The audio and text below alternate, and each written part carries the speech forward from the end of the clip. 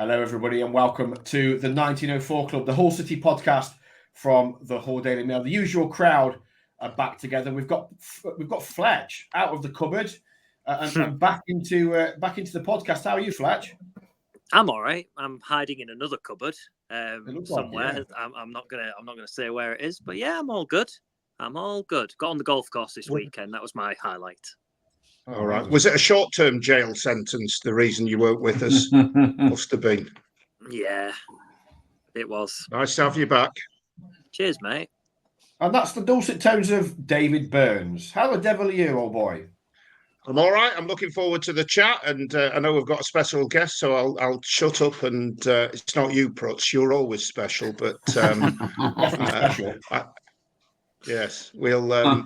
So I'll shut up and we'll crack on. Quickly, Prutz, you podcast fiend, fresh from one podcast, the Forest podcast, straight onto this one. Busy playoff weekend, aren't you?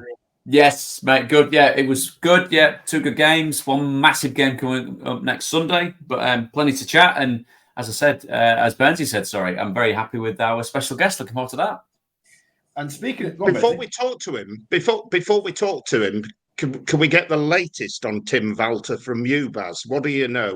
Because I bumped into somebody in Sainsbury's, a City fan of long standing this morning, said, "What's happening with it? Is there a problem with it? It seems to be dragging on." So where are we at, Baz?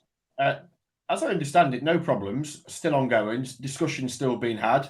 Had a conversation with Ajun on Saturday morning. He rang me while I was at my lad's football coaching, and he seemed fairly positive about stuff. He thinks everything's progressing nicely. They're still in talks.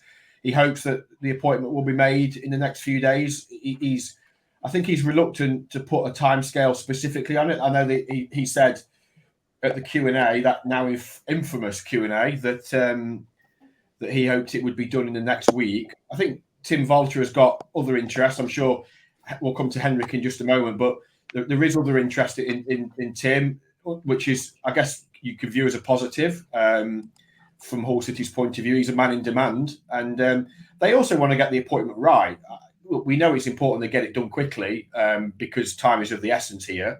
If they're going to plan ahead and get the recruitment right going into the summer, they don't want this dragging on for too long. But equally, they want to make sure that they get the right man in place, that they don't rush into something, and that they know all about Tim Walter, and Tim Walter knows all about them. I know he's assessed the squad. He's given his feedback on what he thinks of Hull City's squad, both the players that are there, the players that have since been released, and also the players that left on loan, the loan players that have gone. So, look, I'm not expecting anything in the next 24, 40 hours, but you know what things are like at Hull City. Things change very quickly, and would it surprise me if a deal was done by Wednesday? Probably not. But could it drag towards the end of the week, over the weekend, potentially into early next week? Yes, it could. I don't want to alarm anybody, and I don't think at this stage there's any reason to be alarmed. That is the message I've been getting. So let's just wait and see. So they're at, and nicely on to our special guest is Henrik Jacobs, is the Hamburg reporter for the Hamburg Evening Paper out in Germany. Henrik, welcome to the 1904 Club. Thanks a lot, guys. I'm very honored, especially to be announced as a special guest. I thought you'd talk about someone else, but now I found out it's me. So yeah, he wasn't available. He's not turned up today, so that's where we're at. How are you doing, Henrik? You were at the game on the final game of the season at the weekend? A comfortable win for Hamburg, finishing off their season.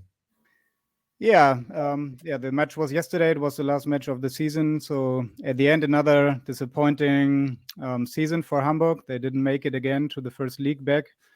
But yesterday, the stadium was sold out again. The fans were celebrating. It's kind of crazy. They broke the record of the audience, more than 55,000 people in every match.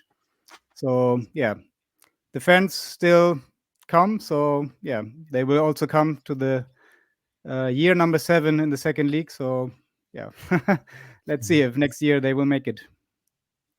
Now, tell us about Tim Walter then, because he had the chance to get them promoted and didn't do it. If Hull City get him, what sort of coach are they getting, Henrik? I can tell you that you will get a very special coach. Like he's very, very strong personality, very interesting coach with a very interesting style of football. I guess you will write a lot of stories about this kind of football, which was, kind of unique here in Germany. We called it always like the Tim Walter ball, which is, I think, no other coach in Germany was able to get his name connected to his football. So yeah, the Tim Walter ball will come probably to Hull, as I heard. So I can tell you, you will have a lot of stories with him. The change came with the change. Sorry, Bones. The change has come with Hull City because of we all kind of presumed it was because of missing out on the playoffs, but the main thing that's come from the owner is a change in the way that they play football to be very entertaining, to be kind of high tempo, to be exciting. Is that something, if you're a Hull City fan, that's definitely what this new manager potentially will bring to English football in the Championship, do you feel? Yeah, these are actually exactly the words you could use to describe his way of football. So yeah, when he came to Hamburg from the first moment, he played very spectacular, attractive football. It's kind of I called it before like heart attack football for the fans because they play with a lot of risk, and if it works, which will take some time because the players need to learn his system, which is a bit more complicated, especially for the defense. Then you will see a lot of attractive matches. But there will be moments when you will sit in the stadium and you will think like, "Oh my Lord, what are they doing?" But maybe you will see some really really attractive goals, which will remind you of Barcelona. But it could also happen that they will get some goals where you will say like, "Oh my Lord." Fletch, there's been plenty of "oh my Lord" moments this season, to be fair, hasn't there, both home and away? So me and Henrik were talking last week about Liam and about the style of play that Liam is embedded throughout the football club, Fletch. It feels like Tim Walter is kind of takes that onto a different level, more attacking perhaps, not quite as pragmatic, but it's not going to be a huge sea change in terms of style of play and what, Walter likes, as Henrik I'm sure will explain shortly, that he likes to build from the back. His goalkeeper is almost like a sweeper, but we've had plenty of nervy moments ourselves, haven't we? So it's not something new. Yeah, we have had our nervous moments, haven't we? Right back at the beginning of Liam's tenure when the goal we conceded at Cardiff, where we passed it straight into the path of whoever it was coming for, Robinson, I think it was. But I've seen some clips and I'm really encouraged. I like the way that it's a little bit unorthodox, the way midfielders and centre half seem to just float about. And it almost comes across, Henrik, like it's almost given license to say, well, if you're in space, wherever you are on the pitch, go and fill that space so you can receive the ball when you're building out of the back. Yeah, exactly. So his style, they call it themselves like play and go. So like, you play the ball and then you leave your position and you fill out the position of the next one who received the ball. So it could happen that the right defender will end up as a left winger in the offense, doing the cross. So there's a lot of movements on the pitch. Every player is in movement. So it's very, very hard for the other team to kind of prepare for this. They kind of create a bit of chaos also. But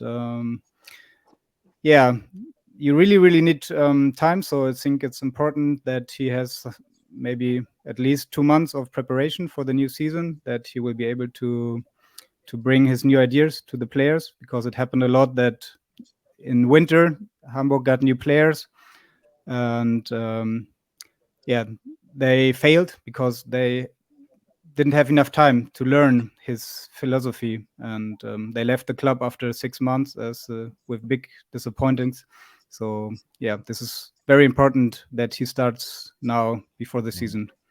Just really quickly, just to follow on, how fans I think will be conscious of how fast he is tactically in terms of getting the ball up the pitch. There's been a lot of comparisons between Hull and Ipswich to the way Kieran McKenna played and how quickly they could go in transition from defence to attack.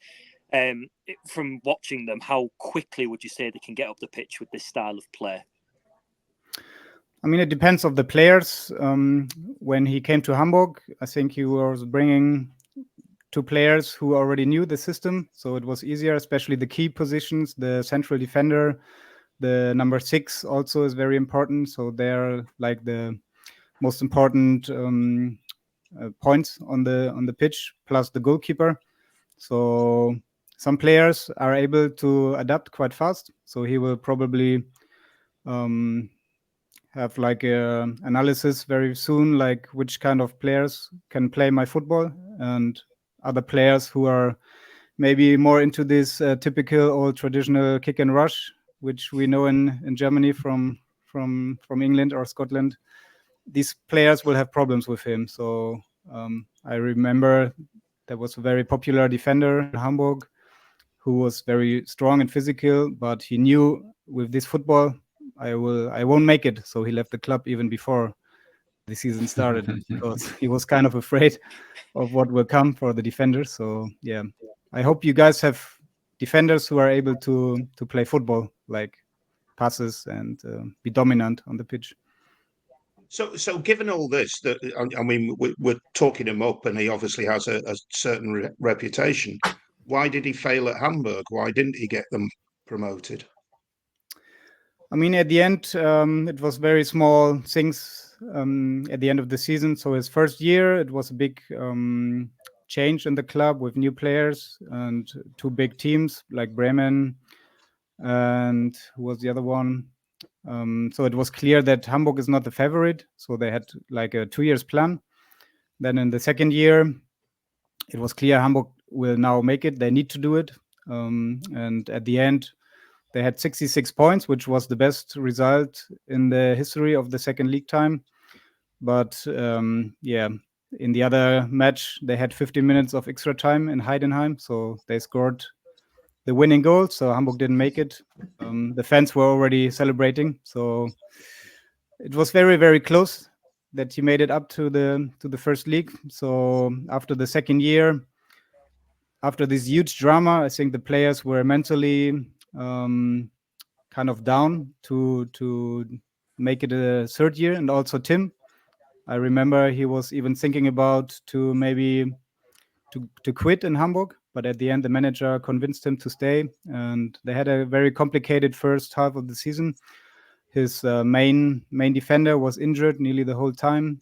They got 2 new defenders who had big problems to adapt to his football. And yeah, this is one thing.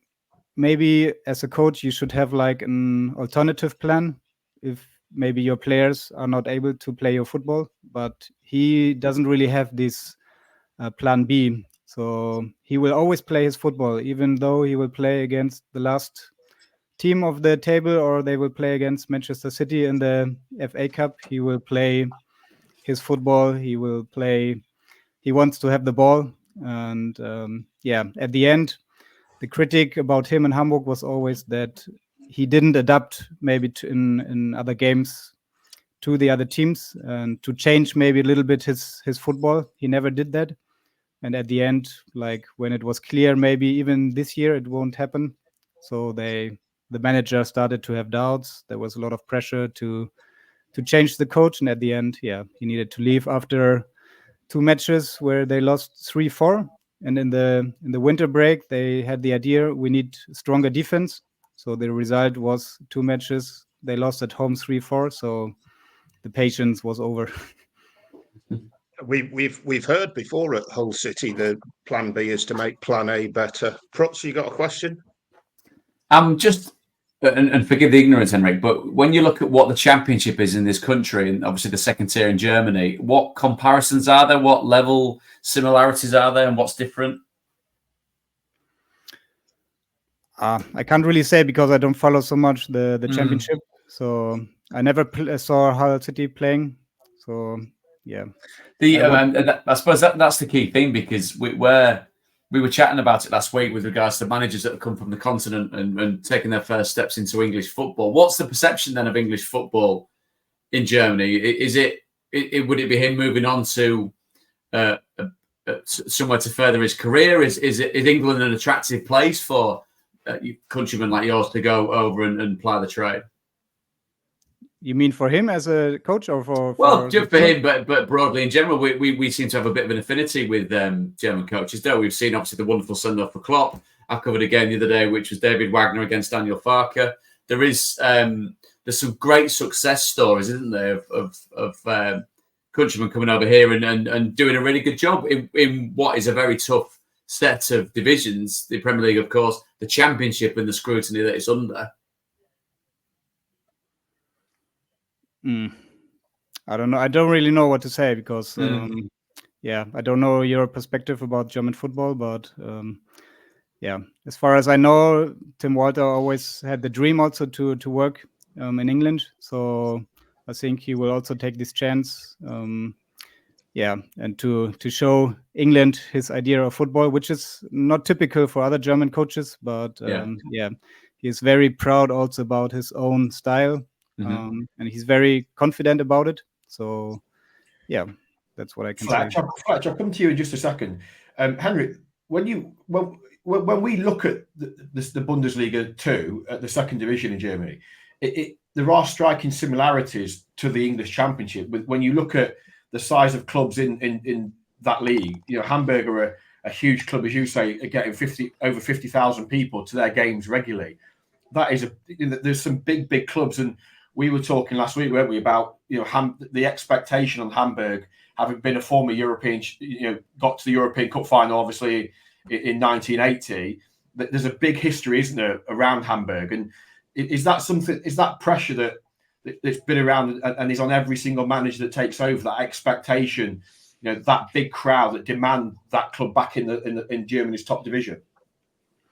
Absolutely. So, of course, everybody who talk about Hamburg will say like this club has nothing to do in the second league, and if you see the stadium, the tradition, the fans, like this club needs to be in the first league, or they need to play in the future again in Europe in the cups. But the reality is the second league, and Hamburg never really arrived in the second league with the behavior of the club. So they always had this attitude of we are a big club and we are Hamburg. So what do you want? But this is also the attitude of Tim Walter, like to be very, very confident, and in a way, like he matched to the club with this attitude.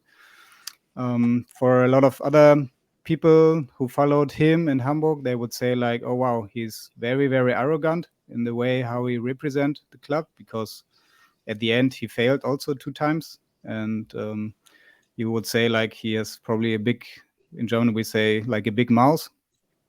But in a way, like it was also important because in Hamburg you need a strong character as a coach who is able to handle the media, the expectations, the fans, which is with a lot of emotions. So if you win, you can be the hero in Hamburg, but if you lose, you will be the worstest coach ever. So it's really not easy for every coach who come here. And if you see, like after Tim, the coach who arrived, he worked before in Cologne, also another traditional club, very big, a lot of fans. But even he was surprised about what is happening around this club in Hamburg. And he started with a lot of also self-confidence, but after the first weeks, he was saying like, oh my Lord, this is crazy. I can't really handle these expectations. And he's now very criticized by the fans. And Tim Walter made it here for 2.5 years, which is like the longest period for a coach since 20 years, I think. So even though he failed 2 times with the goal of the first league, he left a lot of steps, big steps, also for the coach who came after him. Go on, Fletch. What was your question? Yeah, I wanted to just talk about what he's like when it comes to things like transfers. It's something we're going to talk about later in the podcast, given the size of Hull City squad now. They've announced who's leaving the club this summer. And to tie it in between the Championship and the second Bundesliga, Daniel Farke, when he joined Norwich, actually looked at quite a lot of players domestically from both the Bundesliga and the second tier of Germany, and they did pretty well. Players like Marco Stiepermann, Tom Treibel, Marcel Frank and Marco Francic, and Onel Hernandez, who is Cuban, came from the second divisions and has stayed here and has done very well in the Championship. What's he like when it comes to transfers? Does he have a large contact book? Does he let other people dictate who comes into the club? How does he like to operate when it comes to signing players? I think the system in England is a bit different than in Germany, because here you have the main manager and then the second manager and the team manager who are actually planning the team and the transfers. And in England, I think the coach is also very important in transfers. So I guess he will like it, because here is the philosophy that the manager is planning the strategic future of the club, like the idea which kind of players they have, and then they select the coach. But of course, Tim, with his style of football, he always wanted his players that he knew before and who will be able to play his football. There were some examples. For example, probably you know him, Tommy Doyle, young English player. He came to Hamburg in his first year, and he didn't really know what to do with him. Everybody was sure this is a very special player who will help Hamburg, but Tim Walter didn't really like him, his way of football. It was he didn't really match with his philosophy, so he kind of ignored him for 6 months, and then he left the club. So he will have a very strong idea which kind of players he will have for his team. So he's quite happy then to, let's say, as an example, say the board will go, this is player A, B, and C. Which one do you prefer? That kind of thing. Yeah, exactly.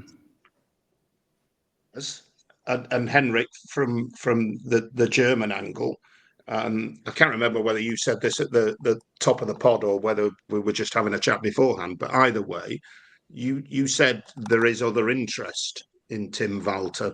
What do you know? Who's interested? Either of you, Baz? Well, I think there's one or two in Germany I think are interested in him. It wouldn't surprise me now his name is obviously well out there that there are a lot of clubs in England needing managers. You look at Norwich. I don't think that's the way they'll go. There seems to be a suggestion at Norwich that Arteta's number 2 is being lined up there. Henrik, there's a lot of talk about Bayern. Obviously, Bayern's a big story in Germany naturally, and it's also a big story over here because of Harry Kane, of being the England captain at Bayern, but Thomas Tuchel, former Chelsea manager, linked with Manchester United. It seems to be a bit of a crazy situation at Bayern. Nobody seems to want that job, but Tim Walter is a name that a lot of fans are calling for. Is there any? Do you think that is a thing that could potentially work if Walter was to go to Bayern? Do you think they would seek him out? Yeah, it's very interesting because Tim Walter worked for Munich for 3 years. So 9 years ago, he was a youth coach in Karlsruhe. Then he went to Munich. He was the coach of the under 17 and the under 21 team. He was 1 year in the same time there of Pep Guardiola. So he also got inspired by him. And at the end, also there, he kind of got a lot of attention. So then he moved to Kiel. It was like his first big professional football team where he was already 44. So he started also quite late as a coach. And now what I've heard that when Munich had the problems with Tuchel this spring, they even were thinking about to have Tim Walter for the rest of the season if they would have decided to fire Tuchel earlier. So before they have a new coach, they would maybe finish the season with Tim Walter. But at the end, they decided to remain with Tuchel. Now, if you hear all the big names like Zidane or all the names they didn't get, I think Tim Walter is in Germany a bit too small the name that Bayern would really have the idea to go with him which would be actually interesting because there are not so many clubs in Germany where I could imagine that his football would work, but Munich would be one of the ones. Pros, as a player, what are you thinking at this stage? Obviously, the season's finished. Your manager, Liam, has gone.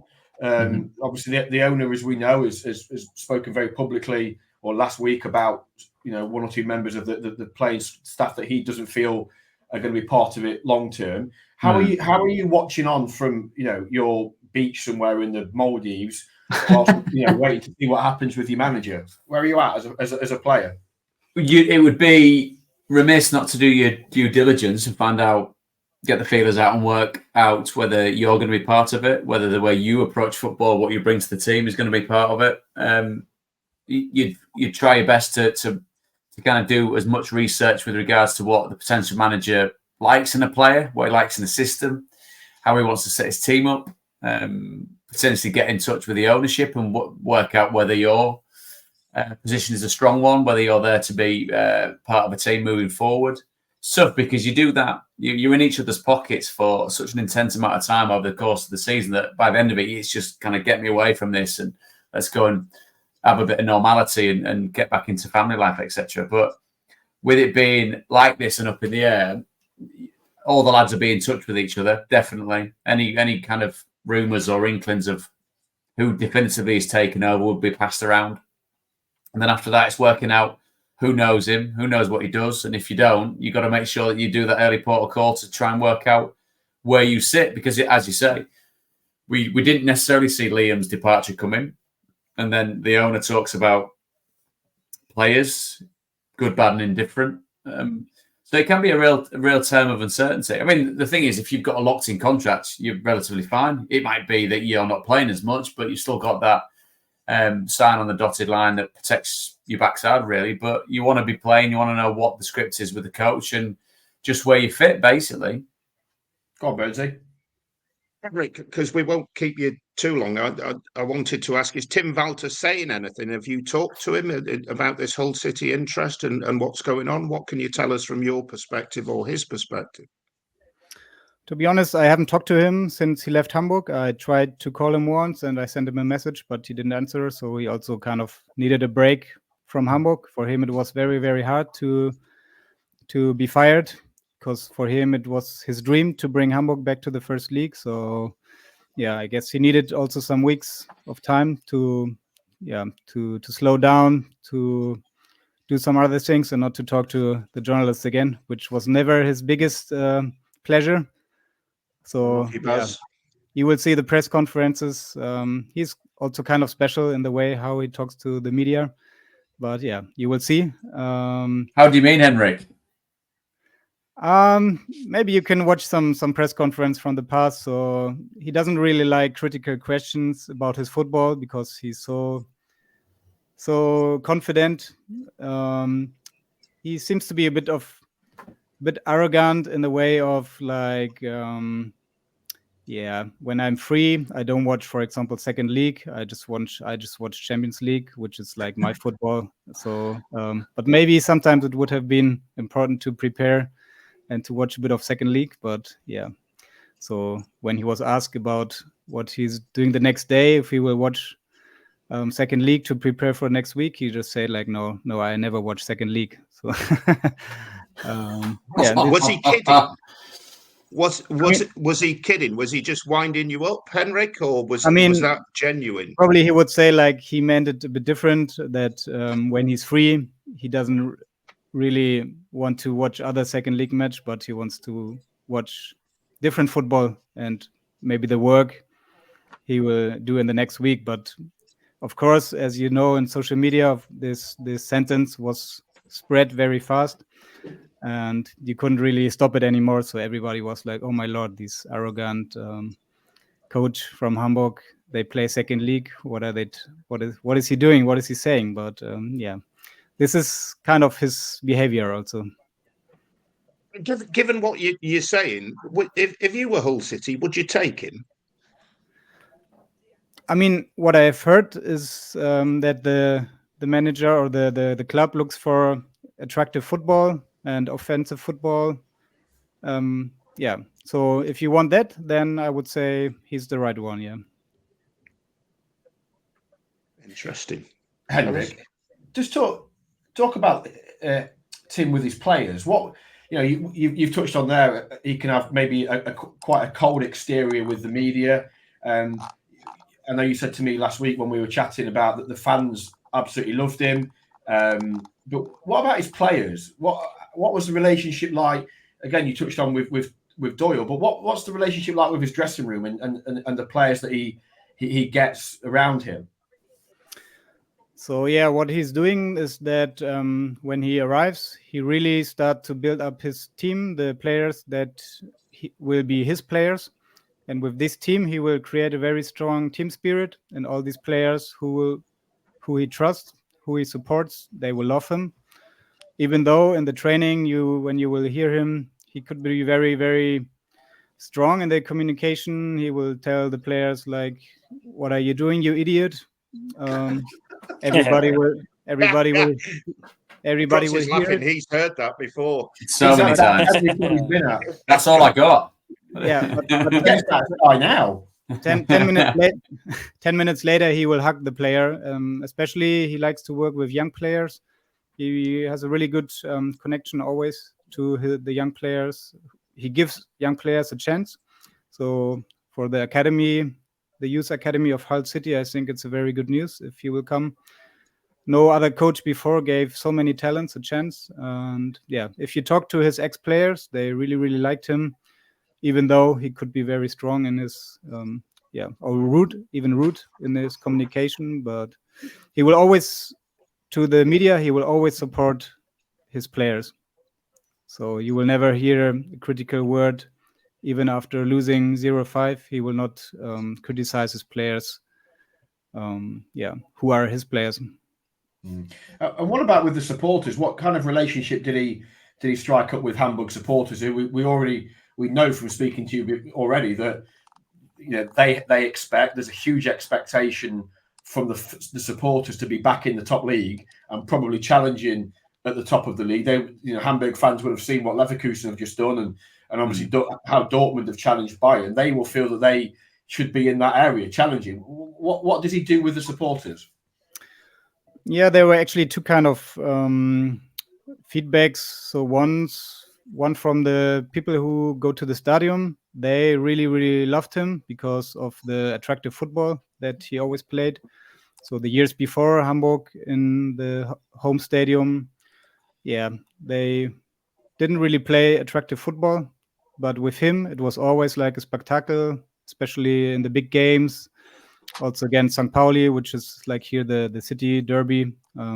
They always won the matches at home with very, very special atmosphere, which was also like his deserve. If you look to social media, people will be the opposite, so criticizing him like, oh my lord, this coach will never learn. He always play the same. He has no plan B. We need to change him. So, but the fans who came to the stadium, you will never heard any negative comment or another thing is that he always practiced the training in for the fans. So every fan was every day able to follow the training. So normally in professional football, you do like maybe one or two times per week, like public training.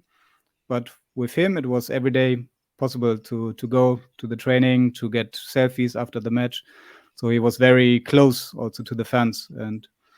But it has also to do with his football, because he said, I play every time my football, and so I have nothing to hide.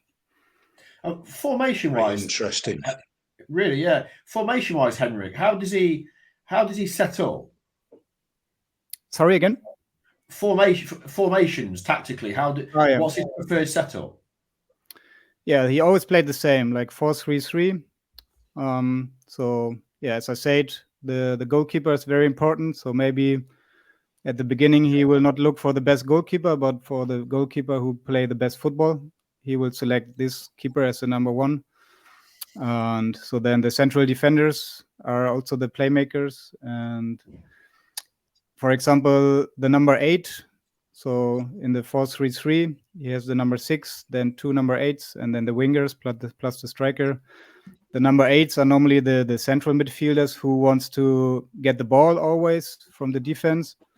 But with Tim, it's a bit different that the number 8 players always go to the front and kind of open the room for the defenders to dribble into that room. So also the number 8 players had a bit of problems to adapt because mostly these are the best football players who always want to get the ball. But Tim was always saying, no, don't go to the ball, leave. Like, you will get the ball later. So, yeah, it's a very, very special way of playing. But I have seen like really, really interesting matches with him and very attractive combinations, very, very nice goals after combinations through the whole field. So, yeah, you can have a best of video. I told to Barry before, you can cut like a really nice video of the best goals and you will think like, oh my Lord, wow, this is crazy attractive. But you can also cut the opposite video and you will think like, oh my Lord, what are they doing? Burnsley. I was just going to say, I've found the chat fascinating. I've got a feeling for the man now. We've got some questions coming in on him. But I'm also conscious Henrik's probably got a life and doesn't need to spend it all with us today. I can't imagine something else. So, yeah, if you have more questions. Henrik, just finally, what was it? You obviously had the pleasure of covering Tim's spell, 2.5 years at Hamburg. What was it like for you as a journalist covering games, working with him? Self-interest, Baz. Self-interest. Terrible. How would you, what did you make of it? I mean, at the end, I was always one of the fans of his football, but there were also a lot of other journalists who said after 2 weeks, like, with this kind of football, this is, you cannot play like this. So he had also a lot of critics in the media,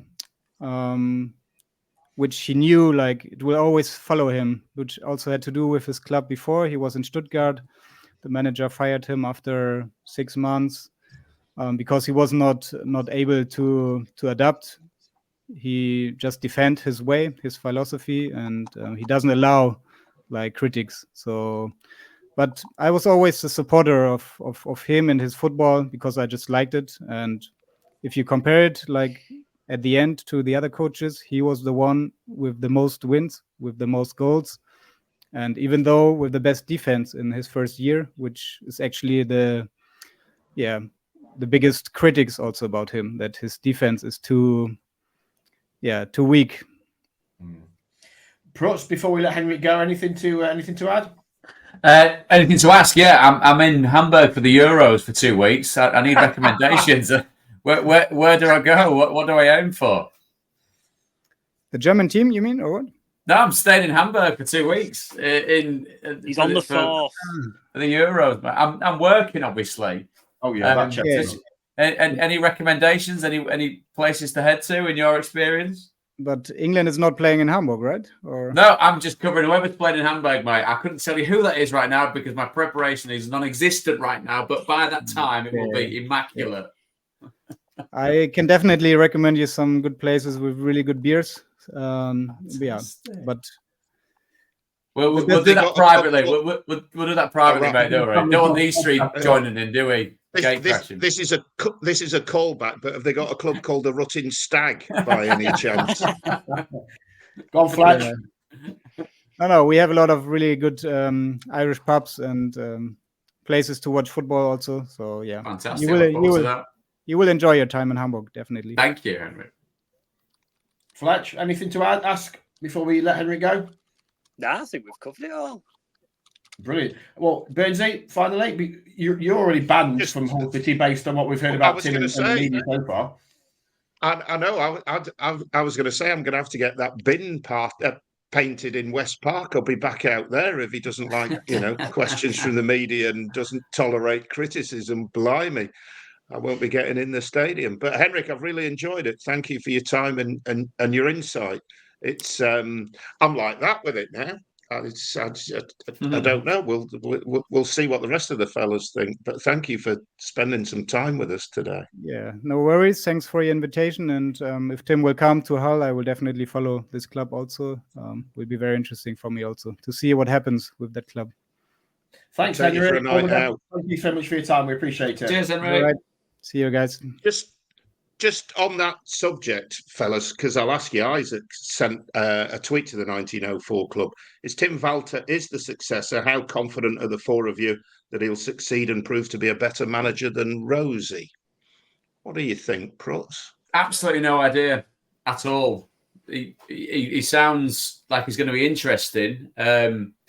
The huge warning klaxon that went off when he said he was sat in a press conference and refused to talk about the level of football that his team was in, I thought sounded quite eggy. But whether that was taken out of context, I don't know. Yeah, I'm hoping it's tongue in cheek. Yeah. I think obviously famously known for the sense of humour. I'm intrigued. Like I said, listening to what Henrik said, listening to the people and the places that he's been associated with, you'd like to think that some of those kind of stellar talents would rub off. If he's got a strident way of playing, a strident way of acting, then it could be the slice of personality and direction that the owner's looking for, couldn't it, with regards to how he wants his football to look? I think it's one of them, isn't it, chaps? None of us really know, because it is perhaps an appointment from left field somewhat. You know, Ajun is keen to get somebody that can play, be a bit more progressive, perhaps, with his attacking play. But before David Wagner came to Huddersfield, we didn't know how that was going to work out. Farker the same, Danny Roll the same. There are copious amounts of others. Nobody knows, and we can. Look, there are the red flags. As with any manager, you appoint, there's going to be things where you go, his previous fans or players would say certain things. The lack of plan B is a concern, but then there is I was going to ask you on this, the thing, but we didn't get a chance. Is that something we over-egg in the media and his fans, the lack of plan B? Is that, I remember covering Forest when Mark Warburton was there, and he was always accused by fans of having a lack of plan B, and you put that question to him, and he would be bullish, Mark Warburton. He would say, well, my plan B is to do plan A better. And I know, Benzie, that's something you've said as well. And managers, and Liam was very much, you speak to Liam about his style of play, and he was like, well, I'm not going to change it, because why would I change something that we coach 50 hours a week? That is something that that is our style. That's what I believe in. And if I deviate from my style, then what does that say about me as a manager? And it puts doubt in the player's mind. So if we perfect it, then we'll be better at it. So I mean, the style one always kind of, if you were going from passing very tightly in short passes in smaller areas to then, this is a bit of a kind of pumped up version of what we're talking about, and then you suddenly said, we're not doing that, we're going to go from back to front. That stylistically is quite a big change. Yeah. What City needed to do, or from what you hear the ownership wanted, is speed the game up, take more shots, which is very much oversimplifying what Ajun's after. But that's fundamentally it. Philosophies and ways of playing and beliefs. I think we can get really bogged down in that, because, and I think as we've said on here before, I think you really can over-intellectualize it. You really can, because styles of play and philosophies, they're all about winning football matches. If you manage to get entertainment in at the same time, then I think that's great. But there's no way, if the new manager comes in and plays exciting football but loses every game between the start and mid-September, he'll get sacked. So the philosophy stuff goes out the window. That's not what, unless I've misread completely what Ajun's after, because he does talk about akin to it's my football club, so I'll run it how I see fit, and I'll try and get the style of football I want. This whole style and philosophy, I just think they just become buzzwords and they get lost, don't they? that when City were at the best this season, they played quickly, they had tempo, they moved the ball fast, they took the opposition on, and they had shots at goal. Football will never change, regardless of what you want to dress it up as. You do more of that, people come away from the game happy more often than not. Fletch? I think the two managers that spring to mind are Leonard Slutsky and Grant McCann, because they played the same system that Henrik was talking about, fast attacking football. The difference this time is I think there's personnel in the building, even though it's quite a threadbare squad at the moment. You've got the opportunity for him to bring in 10 players, shall we say, that will suit him. So he's going to be hitting the ground running with a squad that he's essentially put together 50-50 almost. So that gives me some confidence that he'll be working with players that he knows he could possibly trust. If it's one of those where he decides to cherry pick Hamburg, for example, I'd take Robbie Glatzel, for example, top scorer jointly. He played at Cardiff, so he knows the league. If we want to go for a sort of soft link. No, I'm quite. Did anyone else hear that? Yeah, I did. Is that your phone, Flash? Musical wind. My phone. Yeah. Oh, you got somebody under the table tapping on. Let me out! Let me out! Even Let's Fly in a football tuneful way, don't you? Love it. I'm just completely obsessed. What can I say? Oh, that's cute, isn't it? Benzie, Just what did a couple of. Yeah, what did you make of it? Yeah, I was fascinated. There was a few moments like Prutz when I thought, well, you really need to watch the opposition have a flavour of it. Maybe I'm old school, and I know teams play in a certain way and things like that, but I like a bit of tactical flexibility. You've got to adapt to the circumstances. Haven't you? In terms of games and things like that, you got to change it round, and I'm sure he will in the circumstances. Part of me thinks, just listening about him, and I might have said this before, I'm quite excited about it, the way he's going to play football. There's a bit of Chris Wilder's Sheffield United in his first spell at Sheffield United when he got them promoted. Everybody banged on about Bielsa being the tactical genius, but I thought it was Wilder the way his team played. And he used his centre halves and everything like that. The other thing is, I know we've discussed it endlessly, but and we'll come to the chairman's comments at the Q&A because we've got a few questions about that. But Allsop suddenly looks right up his street in terms of a goalkeeper, plays out from the back, not too worried about some of the traditional goalkeeping qualities. That sounds incredibly harsh. I don't mean to, but I'm just sort of paraphrasing what Henrik was saying. So it'll be exciting. It ain't going to be boring. It sounds as though you'll struggle to get a decent line out of a press conference. He's not going to tell you much, but you'll work your way around it and get some good stories out of it. I've got a couple of tweets that have come into the 1904 Club when we take it on to Ajun's meeting with the members last week, because quite a lot of people want to know our thoughts on that. Yeah, just quickly, we did a pod. I think it was this time last week with Matt, who was Karaglich, who was he hosts the Bundesliga 2 pod, and I think there was a sense from some people that listened to it that he was overly negative about Tim Walter and overly negative. I think what I felt from doing it was that he was quite objective about certain things, and he did say that he plays great attacking football, but defensively he's open to question. And I think getting Henrik on has been really useful in terms of having a direct insight from somebody that's watched his team every week for 2.5 years and has interviewed him and spoken to him and watched him. So I felt that was really interesting. I think look, every transfer is a risk. Every managerial appointment is a risk. You could appoint Steve Cooper and nothing's guaranteed. So it's a curious one, isn't it, Pros? It's going to be, if it does happen, it's going to be. You feel like it's going to be exciting. The fans are going to be excited by what they've seen. It's going to be really interesting to watch from both afar and from close by as well. That's the key thing. It's going to be first impressions, isn't it? Whether that's via a press conference, whether that's via an unveiling, or the way that he goes about recruitment and puts his team together.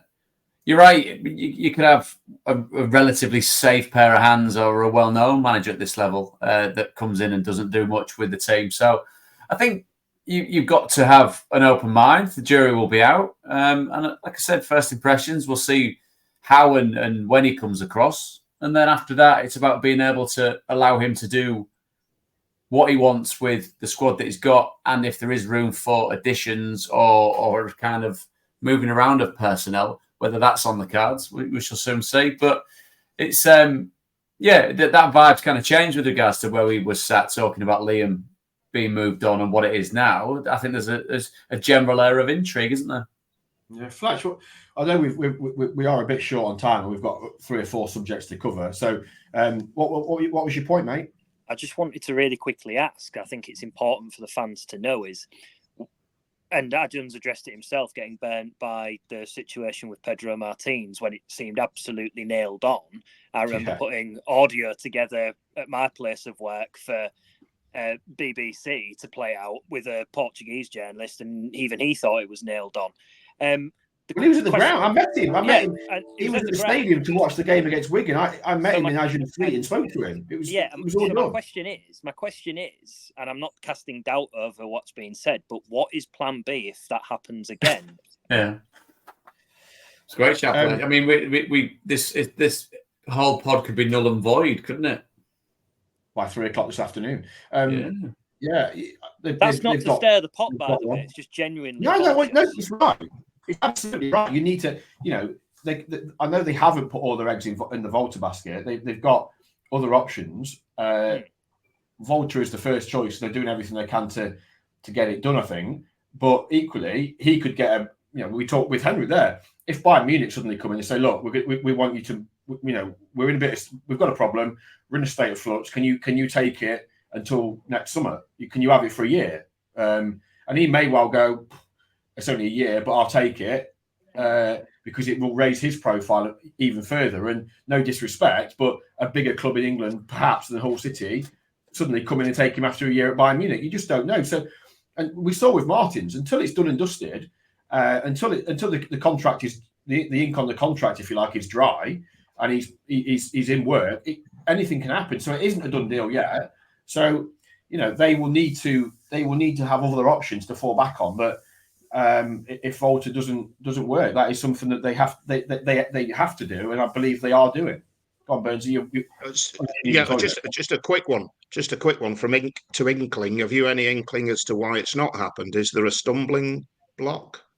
I don't believe so. I think I think both parties are trying to do their due diligence and make sure that it's right. So we're just going to have to wait. Look, none of us are patient. The fans aren't patient. We're not patient. Ajun's the least patient out of them all. He wants it done. He wanted it done within 40 hours of Liam going. So that hasn't been the case. But I don't necessarily think it's a bad thing that they're taking their time to make sure that Tim is the right guy. And equally, on the flip side, that Tim is convinced that he's got the assurances that he wants. Both in how the club is being run, the playing squad he's got, the playing squad he'll have at his disposal, the transfer budget, how things sit with financial fair play.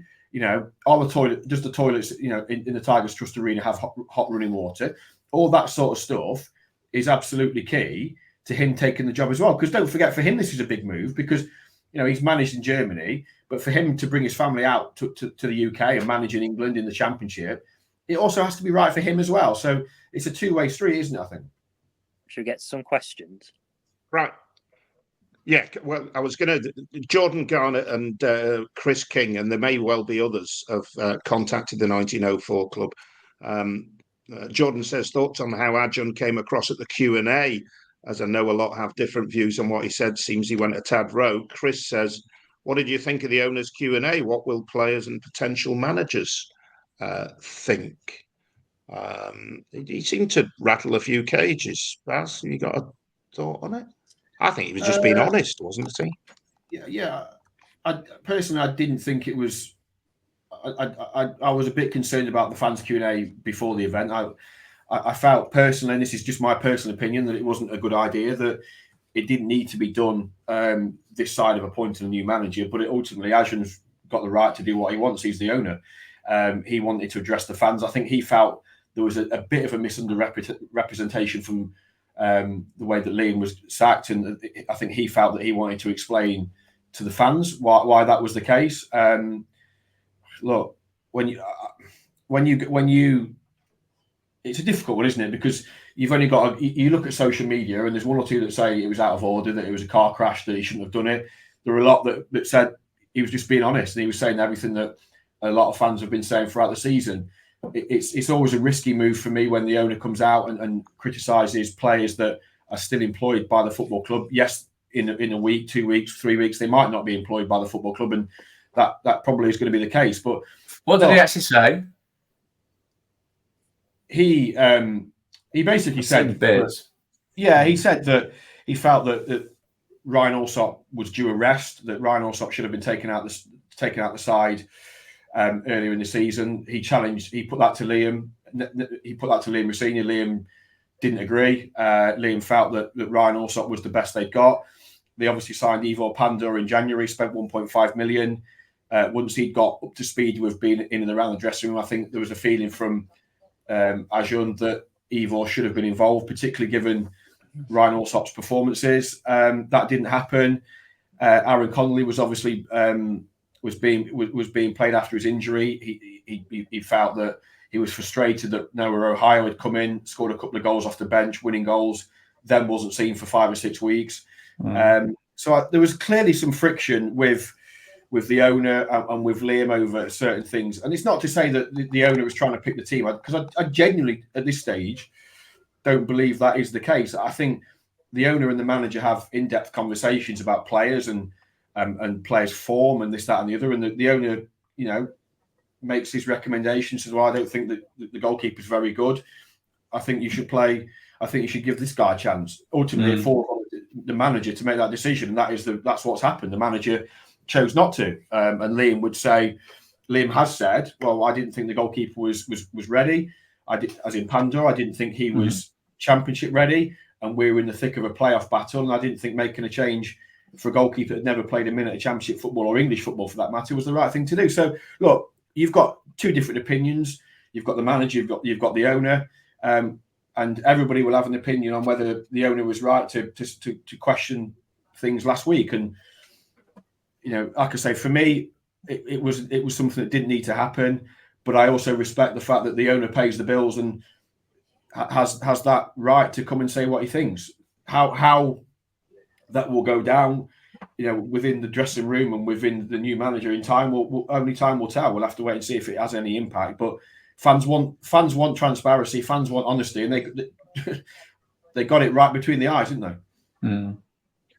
Yeah, we'll come to Protz and Fletch on that. I actually think it was in terms of what you're saying. I agree with you. I think it's a good thing. I think it's always a good thing that club officials, owners, talk to the fans, talk to the supporters. He wasn't suggesting Allsop was a bad goalkeeper. He was just saying, in his opinion, he needed a rest. I think we might all have felt that. Quite a lot of people felt that. Certainly the fans felt that about Allsop. It's he's not slagging him off or anything like that. It's he needed a rest. I think that's fair enough. And I think that the good thing out of it shows that he isn't. He's within his rights. He owns the club to talk to the manager, but he's not insisting he must play because the manager's decision was final. He stuck with Allsop. That's fine. That's it's up to him to pick the team and everything like that. And I think it's a good thing. So I personally, looking in from the outside, think it's quite positive. I could be wrong. I could be in a minority of one. Have you just pulled a face there, Protz? Or are you? No. I was picking my nose very, very discreetly because it was itching. But I think. Would it unsettle a dressing room? Well, it depends how it's said. I think footballers can notoriously be both very thick-skinned and also really quite sensitive to criticism, which is the real kind of dichotomy with them, especially when it's coming from the fella that inherently owns you and pays you wages. You need to kind of think, oh, well, is he saying it? Am I getting mentioned in a good way or not so good way? But it's also been relatively refreshing in the way that Ajun's gone about running the club, I think. Yes, we there was an emotional reaction to Liam going, but then he comes out and clarifies why, and then which really, I'm not saying across the board, but really took the kind of sting out of the decision, didn't it? Really, everyone kind of went, well, that's all right. If that's what you think, that's fair enough. People can say it's harsh, fine, but it's your club. You can do what you want with it. So that one-to-one dialogue with fans, especially in this day and age where footballers and football clubs can be seen to be a little aloof and kind of impenetrable. To have the honesty and that dialogue, I think, is a good thing. I mean, if he's constantly in conversation, then that's a different thing entirely. But he's said what he thinks is the honest way of doing it. And like you say, Baz, he's not gone about it in a way of saying such and such is crap, not having him. He's just said, well, these are my thoughts on situations over the season. So you kind of think, fair enough. I think a little of that's healthy. I think too much of it, when you're hearing him every 2 minutes, is something that you've got to be very, very wary of. But when he's come out to clarify decisions that are made, he seems to make a fair bit of sense, doesn't he? I think ultimately as well, chaps, I don't know what you think on this, but, we always call it as media and also as supporters for more open and transparency within football, particularly within club ownerships. There's so many club owners, you don't even know who they are, you never hear from them, never see them. And I think I take your point completely right, Prutz. Ajun has to find that balance between not being too vocal in the media and speaking too often. But I think if fans want honesty, they then have to, and they get honesty. They then can't sit around and go, "Well, I didn't like that." You have to, if you want honesty from your owner and you get it, whether you agree with the base of the opinion or not, you have to accept it. You've wanted it, you've got it, and then you deal with. I feel for Ryan Allsop to a point that as a professional, as an employee of the football club, obviously that wouldn't have been easy for him to listen to some of the things that were said. I think there's a cultural thing there as well. I think we're not used in this country to perhaps having that level of honesty from a club owner talking about his own employees. And is it right or wrong? Look, it's certainly not for me to say that. It's as I said before, it's up to the owner. If the owner wants to collate 350 supporters in a room at the football club and give them his opinion, he's got every right to do so. And you take some of it and you go, yeah, I agree with that. No, I don't agree with that. Or yeah, I think he should have said that. Or no, I don't. It's I do take Burns' point as well that it's refreshing to have that level of honesty, that level of openness. But I think there is also a line that you have to be careful with. And I think so. Yeah, look, ultimately he's ploughed, and we talk about it all the time, every week. The amount of money that has been ploughed into the football club from his own pocket, not Murat Olka's pocket or some Turkish businessman that we don't know about. That this money has come from Ajun's pocket, and he has that he has that right to express his opinion. And if we don't like it, well, we've got two choices. Who's that in the background? That's you, Fletcher, isn't it? No, because I've just muted my mic. So let's have a listen. What is it? Brooks, is that you? Have you got visitors? No. Who's having their boiler service? Might be our house. It might. No, I'm not having a boiler service. Oh, okay. So yeah. Anyway, I'm not happy now. Is there anything else we need to obviously retain this? I know we're dragging on a bit of time, but it's okay for the minute. Burns, any more on the Q&A? Because I know it obviously caused a big ruckus last week, and it's all died down a bit now. But it's probably something that will be discussed in the dressing room when they report back for pre-season, and has probably been discussed on WhatsApp groups since. All right. Yeah. Just you mentioned Murat Ulka. He's Mr. McVitie's, isn't he? Paul Harper wanted to know. I'd be interested to know how much, if any, input Murat Ulka has in the running of the club. I don't believe any necessarily. Murat is look. Ajun is he's very focused, isn't he? We've all been around long enough in the last 2.5 years to see what he's like, and he's very focused on what he wants to do. Yes, he takes opinions from the football brain team, as he calls it. He's got people around him that he trusts, that he talks to on a regular basis, and he will listen to their opinion, but ultimately he will do what he wants to do. Like with Liam sacking, he would have taken counsel from other people that he trusts, both in football and outside of football. But ultimately, it was his decision. He was the one that decided to get rid of Liam. Nobody else decided. It was nobody else's call. It was his call.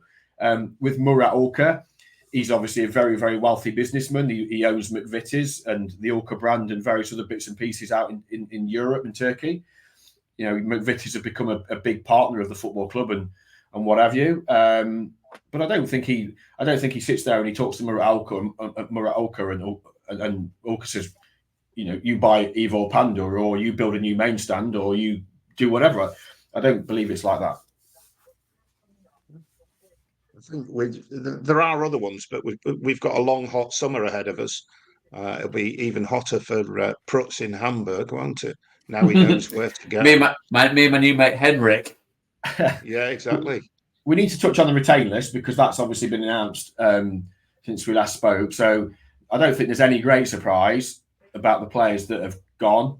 Greg Doherty, and I'm sure you'll all come in on this. What an absolute professional, signed from Rangers for not a lot of money after the relegation season, 142 appearances, 7 goals, I think, played a pivotal role in the League One title winning season. Nobody's got a bad word to say about him. Fans, he's always there, community events, meeting fans, do what he needs to do. He is a role model. Or what was that tweet that Dean Windass once said about role model or Mole Riddell? Can you remember? No. Fletch? No. Oh, okay. Forget that anyway. On the subject of tweets, Nigel, on that subject of Doherty, sent us a tweet to the 1904 club. Maybe discuss the now deleted tweet and rumours that Doc only found out he was leaving via social media about his release. I would hope the club have more class than that. Greg Doherty's tweet said it wasn't how I wanted to find out. Do you know any more about that? Because that sounds very much like it was kind of secondhand knowledge to him, wasn't it? We saw it with Tom Huddleston, didn't we? A couple of 2 summers ago, very early in Ajun's ownership, where Tom Huddleston I think only found out after Shotra Avaladze had spoken to the media about him going. So I know. I don't know the ins and outs of it. I've got to be honest. I know there was some difficulty because they were hoping to have had a manager announced by the point that, well, based on what Ajun said last Wednesday night or whatever it was, they were also under pressure to get the retain list into the AFL and make the players aware by Saturday. So it's interesting, isn't it? Because you look at the players that have gone. Obviously, Greg's option year had come to an end. Cyrus and Adama, 2-year contract had come to an end. We knew that Aaron Conley was going to go, and Billy Sharp was only a short-term deal anyway. I don't think too many people would have been surprised that the players that have gone. Prutz, would you, if you're in their situation, coming to the end of the season, you're out of contract, you've had no discussions. What are you thinking coming to the end of are you thinking, right, we're obviously still in the playoffs. Liam said publicly, no discussions until the end. We know where we are. Yeah. Are you kind of thinking, look, it's not looking good for me? If you're Doc that hasn't really played, Cyrus hasn't played, I think, 15 minutes since New Year's Day, Adama, you probably know that your time's coming up, surely. Yeah, it would have been a surprise, I think, if suddenly someone, I guess, in touch and you've got a contract offer there. There's a correct way of doing it, of course, which is, I understand that element of it being a little bit in the balance with regards to where City finished, whether it was in the playoffs or not. But you would like to think that the manager would be able to touch base with players and just kind of keep them up to date, especially with someone like Greg. When I was at Sheffield Wednesday and I was on loan at Coventry, Stuart Gray, who was manager at the time at Wednesday, got in touch with me, and I always got on great with Stu, and he just kind of a quick bit small talk, and he said, just regarding next season, and he got straight into it, and he said that I would have known well enough the fact that I was nowhere near the first team and on loan at a team in League One, that they weren't going to turn around and say, here's a year extension. I told him, given the age that I was as well, 32, it was never going to be the case. And I said, I totally get it, mate. And you've got to be very sensible and straight with yourself about that. But I always respected and was grateful for him making the phone call. Whether that's because I knew him relatively well personally as well, there was a case of that. But I enjoyed that part about it with him. Another side of that particular kind of equation, similarities, was when I went back to Forest and we obviously lost in the playoff semi-finals against Yeovil. Losing was a big part of that, was my fault. And then we went in the next day or the day after, sat in the dressing room at the City Ground, and one by one, everyone went into the manager's office for a bit of a debrief. So first 7 lads that went in before me all got released. So I'm walking in there thinking, well, I'm not obviously going to get anything. And Colin Calder was, again, very straightforward. Not good news, Prutz, unfortunately. You'll understand that. Yep, totally get the call. All right, shake hands, no hard feelings, see you later, and you move on. So it's the brutal part about being a footballer, but it is the game.